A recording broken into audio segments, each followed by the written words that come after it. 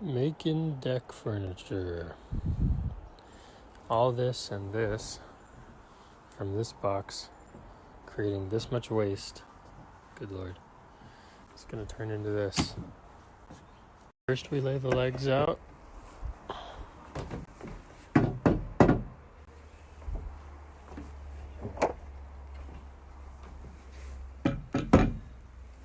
Like that.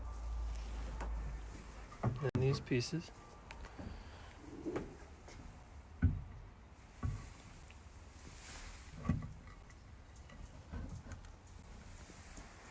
Fit in on this. This is a pretty good way to put furniture together. You've got two dowels here that fit into these two holes. And then you've got a third hole here that has a thick bolt that goes through. Put it on while you do it. And now it's the bolts. One of these each gets one lock ring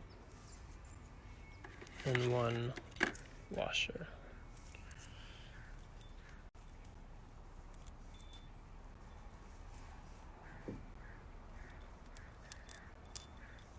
And this goes on there.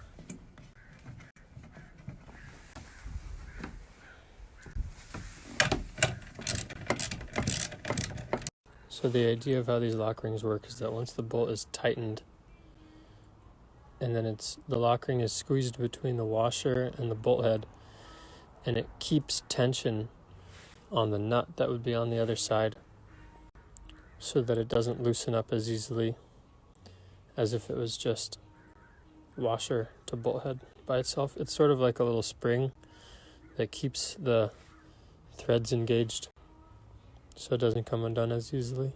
The piece that goes between these two legs is actually a little bit more interesting.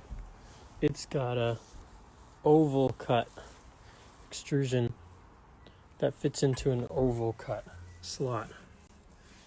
And then it's got threads on the inside that these two bolts fit through. They fit through the edge of the seat, or the edge of the seat leg. They use these oval pieces instead of the dowels because there's not a lot of room on this thin piece. Getting these two pieces to fit together correctly is very hard and takes a certain amount of craftsmanship. You also need specialty tools to cut this hollow out here and this extrusion as well. A lot of the time back in the day this is not a separate piece from this is actually just the same piece. They would take a chisel and chisel it all down so then the end looked like this, but I think this is done by machine.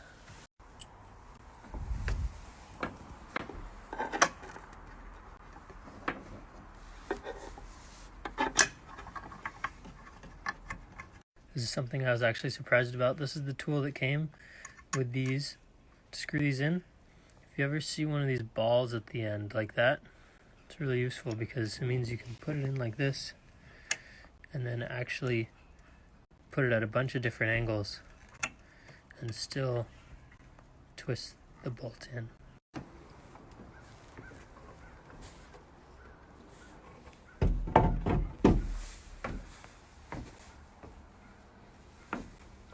Either way, the back connects to the side pieces is it's thick enough to have two pins and then two spots where bolts go through into their threaded holes.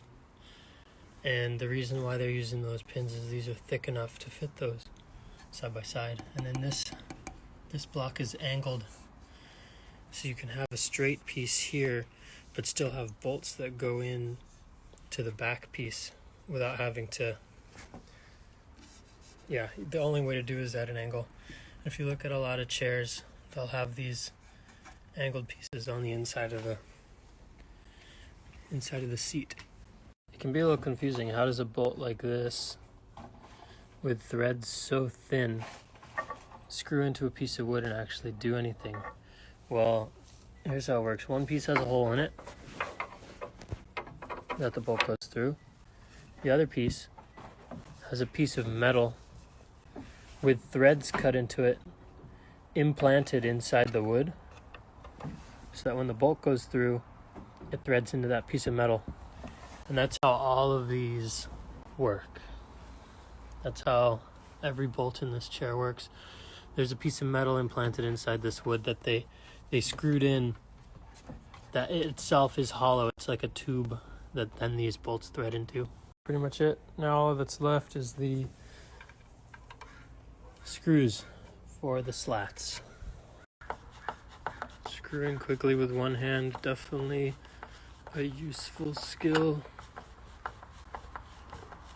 For those of you who watched these videos, thank you for watching my over-informative, rambling build